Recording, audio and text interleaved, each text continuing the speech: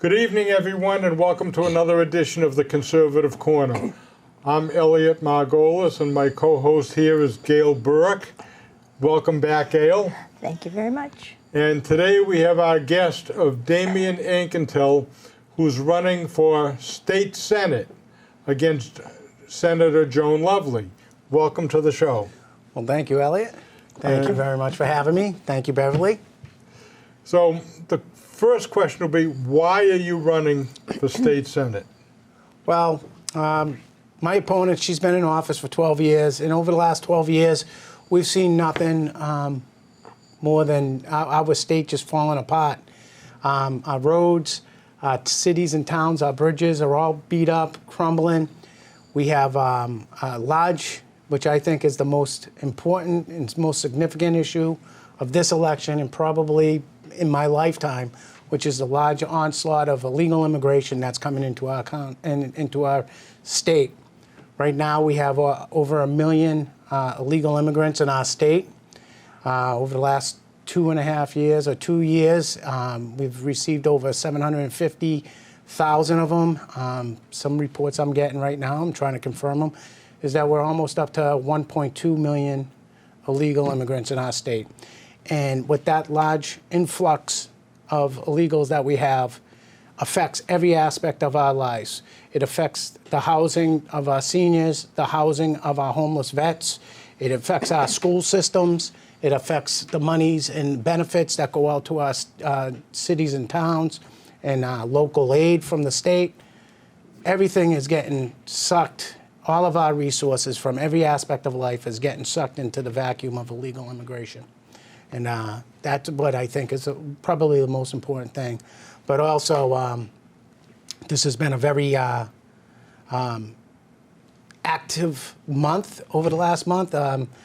Forbes advisory just came up and said that Massachusetts is the second most expensive state to live in the country right now. So Joan Lovely has that to brag about. She can say that she raised the cost of living on us to the point where we were outside the double digits, outside the top 10, and now over the last few years we went up to the second spot, only behind California. We're actually more expensive to live in Massachusetts than New York. Oh, that's special. Is great. But the first thing you talked about was the roads and the condition of the roads. Mm-hmm. Now, it's my understanding that Massachusetts has one of the highest per mile costs of building roads or repairing roads than any other state in the country. And it's my understanding that we use a lower grade pavement than some of the other states, like New Hampshire, which doesn't have a problem with roads. I mean, I travel all over. I see the roads. Mm-hmm. New Hampshire, which has a lot more snow and a lot more plowing, has a lot less problems with their roads than we do. So is it true that we're using a poorer pavement maybe to keep people working? I don't know. Well, even though I was in construction, I was actually a paver for a very long time in my life. I don't know that for sure. But overall, I was talking infrastructure overall, not just the bad roads, but bridges, school systems, the city and towns, the basic infrastructure throughout. But I do know that one of the concerns that we have is that we don't build down on our infrastructure. We basically cover what's there. So we have a lot of lower level, lower grade, and older type of road surfaces, like cobblestones and stuff like that, we just pave over. And they could probably do a better job with preparing it. So, but as for the materials they use, I'm not 100% sure. Okay. Well, you talked about bridges, and I know that Beverly has had its bridge closed for quite a long time, and they expect it to, as I understand it, take about 13 years to build a new one. Is that still on the books? And if so, 13 years? My mother lives right there. Crazy. She lives right on that street. Oh, really? So, I mean, I could throw a baseball and hit it from her house. So I understand completely the inconvenience that is there for that. it's a tremendous inconvenience, not just for the residents of Beverly, but throughout. I mean, that's a major pass-through Yeah. from every aspect, up from Magnolia, now 62's all congested up, and it just makes it really difficult. But they're talking 13 years, and it's something that doesn't have to happen. I mean, they could reconstruct that in a very quick time, off-site, build it, cut it, drop it in. They could cut it back so that boats can go in and out of there right now too. There's a couple of small little marinas there that could utilize the passage so that they can, Sure. those businesses are out. Those marinas, they can't get their boats out in and out of there. So boy. it's an issue. It's an issue. Certainly is. Yeah. Wow. I bet Donald Trump could do it in a very short time. Well, DeSantis had a bridge knocked down, had a whole thing put back in 48 hours. So yeah, during one of the hurricanes, he had a bridge knocked down. I'm sure It the was a Army Corps of godsend. Engineers could do it pretty quickly too. Sure. Well, But- you can drop a temp in there, an Army temp. Just come in with the bridge drop. Well, that would be our mayor, who doesn't do much anyhow. But let's talk about the illegals. Yeah. Why are they prioritized over our veterans? Well, they're probably. I mean, it's strictly a administrative decision. Maura Healey and the legislature that's there now that allow the funding to go through and maintain the funding. Back in February, I was told, I was brought some information that back then they were looking at $125, $130 million a month on illegal immigration that they were spending on. I was told by May, June, July that they're looking at $450 million. Well, over the last week, I found out that it's like 580, just under $600 million a month that we're spending on illegal immigration, which in our budget is, a little bit more than 10%. So you're looking at 11, 12% of our budget is being spent on people who are not legally here in the United States. But they're allowed to get driver's licenses They are. with almost no identification. Nobody vets it. You can't leave it up to the Department of Motor Vehicles to vet these people. So they get their driver's licenses. I don't know if I heard on TV this morning that the question was, do they need to take a road test? Well, apparently, if they have a license from another country, many times they don't have to take a road test. Yeah, It's only that's if it's true. a brand new license. That's And then, are they automatically registered to vote? There is an automatic registration to vote. And you can't blame the registry workers. This is a legislative action Right. that was written in as an amendment onto the illegal immigration driver's license bill in the past election cycle back in 2022. So what they did is they said that there's the motor voter rolls automatically happen. So now you have motor voter. Everybody that gets a driver's license, American citizen or not, will be automatically registered to vote unless they opt out. Well, one of the things that they entered into this law was you, as a registry employee, cannot request any information regarding citizenship or immigration status. Wow. So they cannot even ask. It's against the law for them to ask. So you can't blame them for that issue. No. It's something that is a legislative action, and Joan Lovely did sign off on that and vote for that. Well, one of the problems, as I understand it, is, of course, they have to have auto insurance. Well, what many of them have been doing is they get their license, they get a car, they get the insurance, and then a few months later they let the insurance drop. So if they get into an accident, they don't have any insurance. Right now, uninsured drivers, car accidents or incidents with uninsured drivers is up 45% right now in the last 2 years. Scary. So up 45%. Aren't Not we that. special? How do you feel about IDs to vote? I think anything to do to secure our voter rolls and make sure that people who are allowed to vote are voting It's a good thing. I have no problem with it at all. I think it's probably should be something. Well, it's going to be on the ballot this year, so I am going to vote yes for that. I mean, I know, like, when I go to vote, I show my ID. They say you don't have to show it. I So do I the say, same thing. I say, fine, I'm this person right here. Yeah, I do You know, the same thing. and they don't know who I am. Yeah, That's right. Yep. So I know that we have mail-in ballots, and I would suggest to everybody that gets the mail-in ballot to vote by mail. I Really? am against it. I'm not for it. But on election day, we have people that don't show up to vote because they have stuff that happens in their life, things happen, whatever happens. Any reason why they can't. They get held up at work, they don't feel well, anything that happens. We come out of the ballot bar, we come out on election day down 85%. They have an 85% tick up on us. Last election that I ran for state senate as well, 85% of Joan Lovely's votes came from mail-in ballots, is what we figured out. She had a 70% step up over me on the day of election. She had a 70% of my, so she got 85% of her ballots, but I only got 15%. So Wasn't there some kind of a kerfuffle with the post office, though?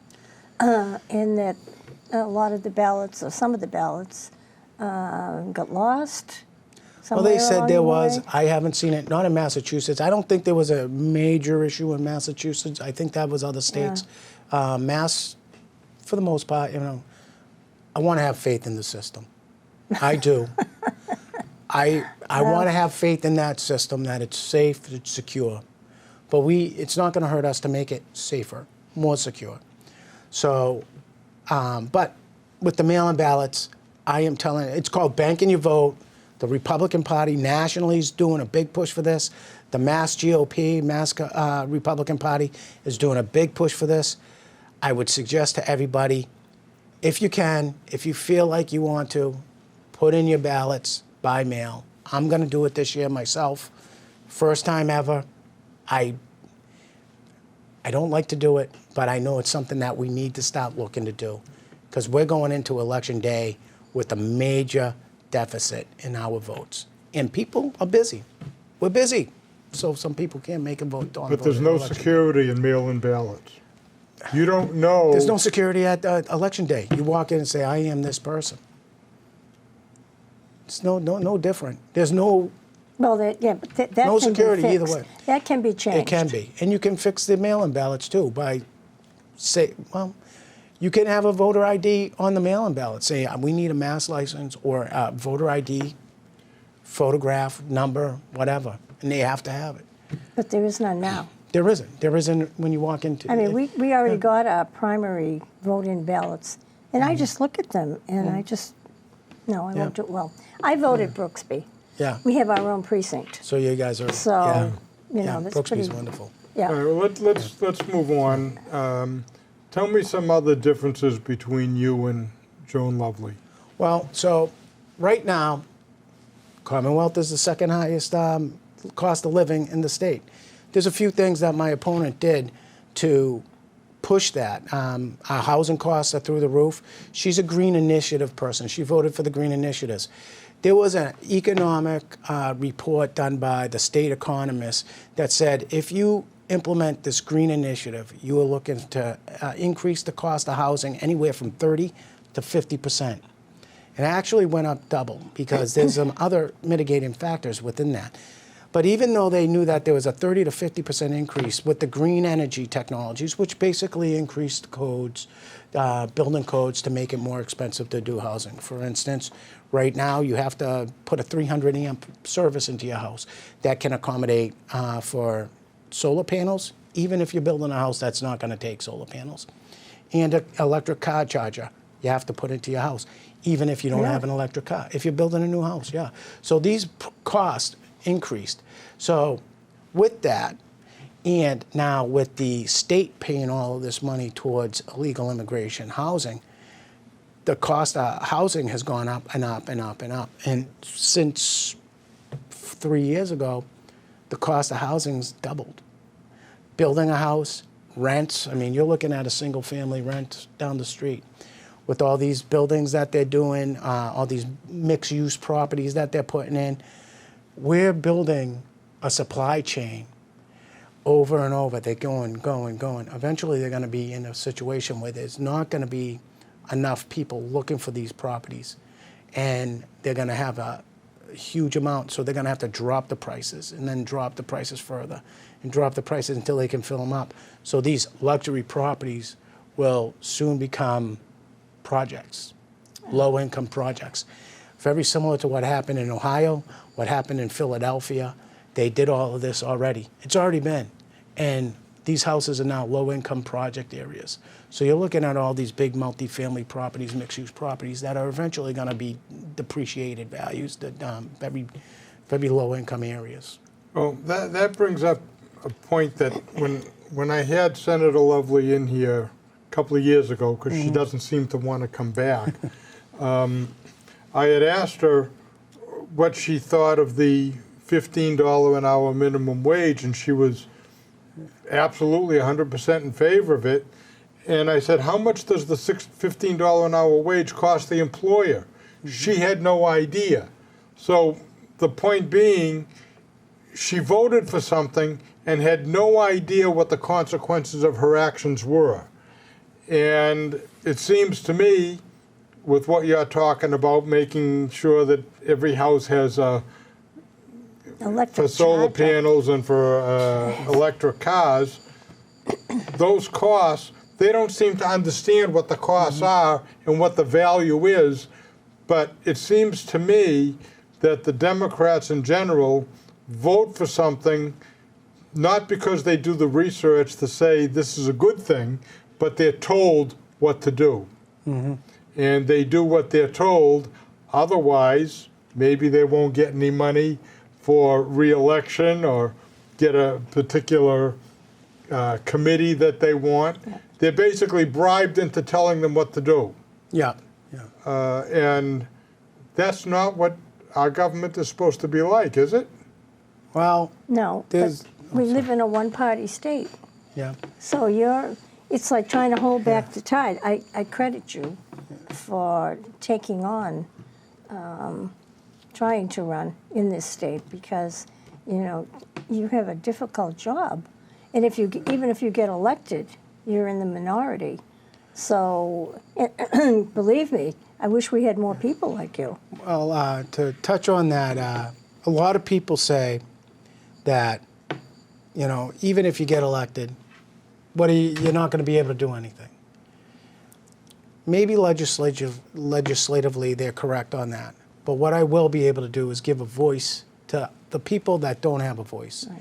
And a lot of the legislators up there haven't heard the other side of the story. Because as you said, it's only coming from one direction, what they want to hear. Yep. They haven't heard the other side of it. They haven't heard the side that, as a business owner, a former business owner, that if I go from, let's say, I'm going to use just simple numbers, $10 an hour. If I'm paying my staff $10 an hour, every hour he's on that job, I have to charge $20. There's a 13% kick that has to go to the federal government and the state government and Social Security, Medicaid. I have to pay for their insurance. I have to pay for their accounting. Well, if you're a small business, you don't really have to pay for the health care, but you have to pay for the bookkeepers, the accountant, you have to make a profit. You have to pay for your own salary. So to come out there and say at $10, I'd have to charge $20 an hour for me to make a living and my company to be sustainable and carry on. So if you're taking a $7, which it was, and then you moved it to $15. So if you're taking $7 an hour and you move it to $15 an hour, that's an $8 an hour pay raise to your employee. But it's a $16 an hour cost, additional cost to your client or your customer. And that's where the rub lies. Yeah. To say that it's not going to charge you more is just a false statement. It's not true. And Well, McDonald's is a good example of that. McDonald's. And they had to let some of their employees go, Yeah. and up goes the cost of a McDonald's meal, You which go- used to be cheap when you had little Yeah. kids. You'd bring them in for a very reasonable price. Yeah. You could feed them. Now Can't you do go there that with a anymore. family of 4, you're spending $70. I mean, a hamburger, double hamburger meal cost you $10. Like $10 and a little bit of change. And a little bit of change. But it's still right. $10. Yeah. Well, the other thing that bothers me, and it happens in the city and it happens in the state, well, we need another tax. We need more money, and it's only going to cost you a cup of coffee a week. Well, a cup of coffee a week is like $3, and that But the bottom line is, they don't seem to understand. A lot of people who are on fixed incomes. But a cup of coffee today and a cup of coffee tomorrow and a cup of coffee the next day, it adds up to, why aren't state representatives careful with the money they spend? They're not responsible for their actions. So there's an old saying, and I don't even know who said it. It might have been like, I forget who said it, but he said, government has no concern over money. Because when you spend your money, you are careful on what you're spending it on, and you make sure you have good quality. Right. When you have spending other people's money, you don't care about the quality, and you don't care about the cost. Yeah. So you'll spend it as freely as you can. And it's true with the government. State government here has, I don't want to say little concern, I don't want to say no concern. I'll say very little concern about your tax dollars. Because they keep taxing you. And with the onslaught of illegal immigrants that are coming into the state, they're talking about allowing, instead of the state taxing, but they're looking at passing a bill that will allow for cities and towns to be able to tax an income tax on their population. So keep an eye out for that. That's a little trick that they're going to be doing, so that it's not a state tax. It's going to be a municipal tax. I was at a restaurant where they had listed on the bottom of the menu that we're going to charge 0.25% for health care for our employees. Yeah. I mean, what's going on here? I mean, can't we earn some money for ourselves? Yeah. Well, you can. Yes, you can earn it, but they're going to take it away from you.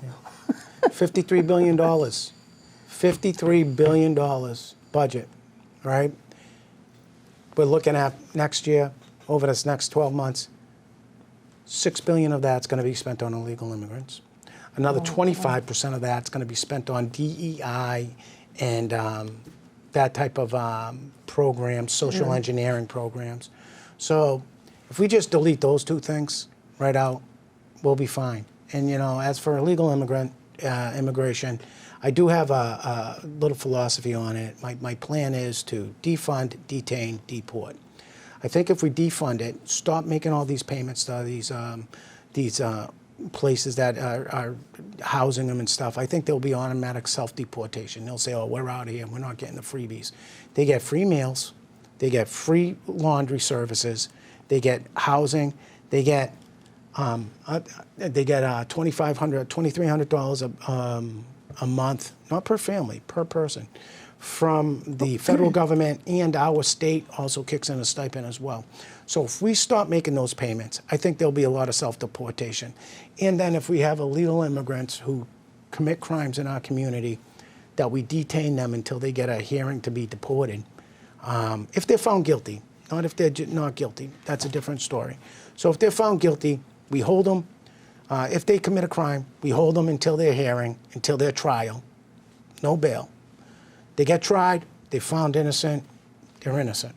They get found guilty, we hold them until they get out of the country. But even if they're found innocent, they're still here illegally. They are, but I think that if we cut them off, I think they'll self-deport themselves, at least into another state. Maybe they'll go to New York. Well, Joan Lovely is a lawyer, so my question to her would be, what part of illegal don't you understand? Yeah. But that being said, we're running out of time. Sure. I'd like you to spend a couple of minutes telling everybody why you're running, why you want to defeat Joan Lovely, the differences, and then we'll give Gail a couple of seconds to say Thanks. goodbye. Thank you. So again, my name's Damian Anketell. I'm running for state senate here in the 2nd Essex, which is Peabody, Beverly, Danvers, and Salem. I was born and raised in Salem, lifelong resident here, minus a short little stint down in South Carolina. My wife's a Peabody girl. I married into Peabody 22 years ago when we got married. So my roots are here in this community.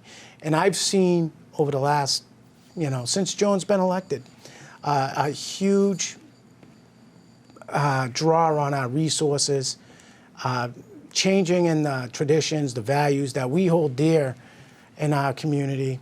I grew up, my family's power plant people. My uncle worked at the power plant, my dad, my grandfather, roofers. They did the King's Grant over there back in the, 70s now, right, 70s? So, my roots are here. My dad, my grandfather, fisherman. My dad was the Commodore over at the Palmer Cove Yacht Club. And so we've been here for a long time, and I've seen things changing. And when I was growing up, we never looked at, there's that type of kid over there, a black kid, a Spanish kid, a Hispanic kid. We were all just people who were growing up as working class people. We all worked together. We lived together. We hung out together. And now with this DEI, transgenderism, all of these harmful things they're teaching in our school systems, all these harmful ideologies that they're just driving down our throat, I feel that we're just getting ripped apart at the seams. And we need to stop that. And that's primarily why I'm running and why I want to represent the people here in Beverly and throughout the North Shore in Massachusetts. You can look at my website, my information about me at www.votedamian,